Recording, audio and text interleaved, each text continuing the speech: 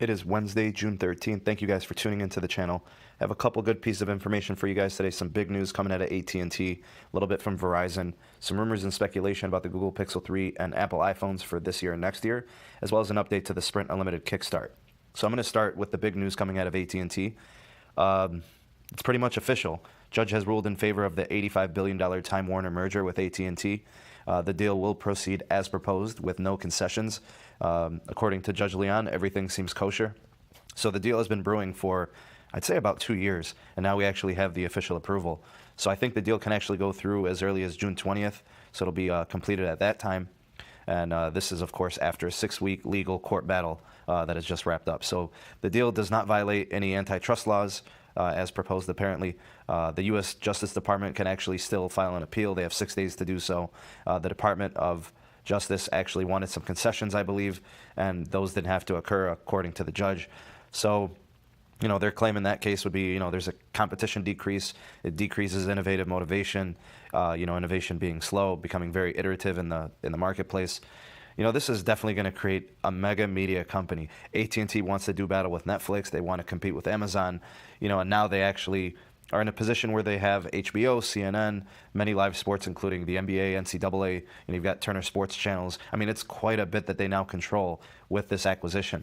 So I remember actually reading something a while ago that the United States President Donald Trump said that he would block this deal if it was attempted to go through, and obviously it appears that he actually can't. So what does this actually mean? I mean, this is the floodgates. The floodgates are going to open. I mean, you've got the T-Mobile Sprint merger, how it's affected in respect to this move. I think it definitely increases the likelihood that it's going to happen. I've always kind of been on the fence, thinking kind of like 50-50 that the T-Mobile Sprint merger would occur. Now I'd say probably more like 60-40, and the 60 being more likely to happen. So as I said, the floodgates will now open. Comcast is already preparing a bid to buy 21st Century Fox. They kind of awaited for the Time Warner AT&T deal to go through. They're gonna set up this all cash bid, which is similar to what AT&T has done.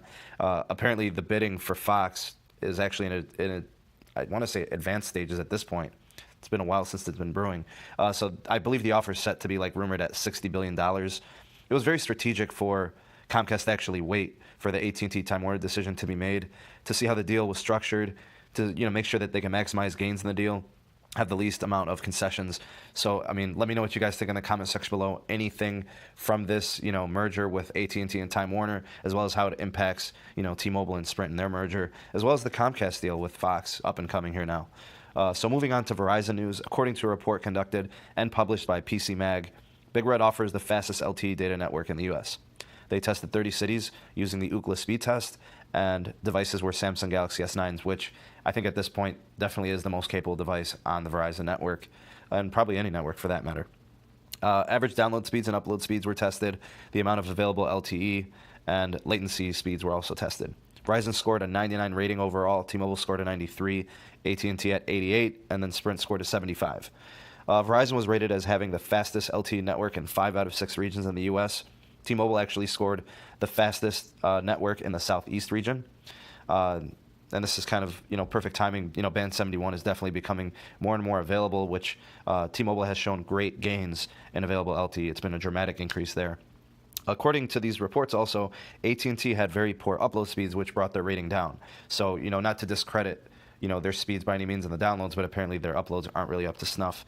T-Mobile continues to close the gap between Big Red and Big Blue, and I think these types of reports actually show that, which is awesome. Their spectrum holdings have improved, the advancing of the network, the deployment of new bands, and that, new spectrum that they've won over the course of the last year. So, they're doing some really, really good things to the network. So good to see out of that report. Thoughts and opinions on that report if you'd like.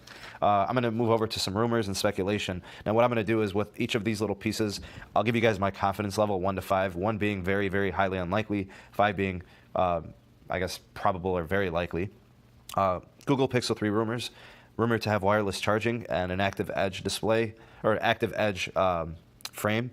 Now, it's also said that the phone is going to have a glass back design language, which it's, I don't know, I guess from reports, it's definitely not going to be plastic or metal.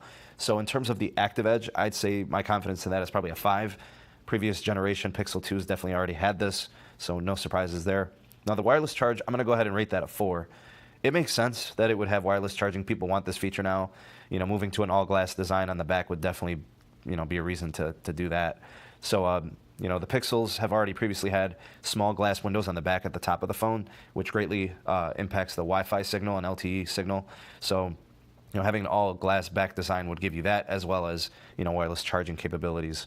And I also found a report of wireless charging docks being produced kind of in the pipeline, so that makes a lot of sense. A wireless charging dock, wireless charging, glass back, put the pieces together. I think both of those are pretty probable for the next generation of Pixels. Switching over to Apple. So some rumors could be that Apple will be moving to USB-C for their charging by 2019. That would mean no more Lightning port, which was actually introduced in 2012, I think, with the iPhone 5. This would actually be great, if you ask me. I think it's a universal standard that all devices should be using. Chromebooks use it, laptops use it, a lot of the new Androids use it as well. Pretty much anything being produced now has a USB-C.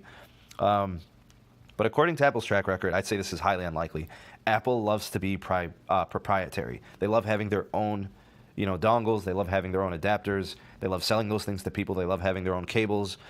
So my confidence in this is probably more like a 1 or a 2. I'll be optimistic and say a 2, but I expect Lightning ports, in the devices for at least another 4 to 5 years. But of course, who knows? You just never know, I guess.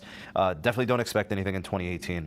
Expect all 3 iPhones that come out this year to probably have the Lightning port. I just can't see it being any other way. But let me know your thoughts and opinions on those rumors there. And the last thing I'll leave you guys with, Sprint Unlimited Kickstart update. The $15 unlimited promo that I made a video for a few days ago, there is some stuff that I actually discovered in some research. So roaming charges do apply, which could make for traveling very, very costly if you're going to use this service. So if you stray away from the native network, Sprint's native network, it could be very costly there. You also have to be enrolled in AutoPay to get the $15 per month. There's no hotspot, no tethering data. You're always subject to deprioritization. So there actually is no soft or hard data cap, but if the network becomes congested momentarily on a certain tower, you will be slowed down regardless of how much data you have used. And apparently there's no time restriction. The deal is locked in. Once you sign up for it and you have it, you're good to go. So a lot of people I've been hearing, it's good for 2 years, it's good for 1 year, and then they raise it. I haven't been able to confirm that. What I have been able to confirm from a customer service rep is that once you've got this deal, you're locked in. So I'll take their word for it. Of course, those things could change after a year or two, but that's what I've been told. That's what I know. So I just wanted to report it to you guys.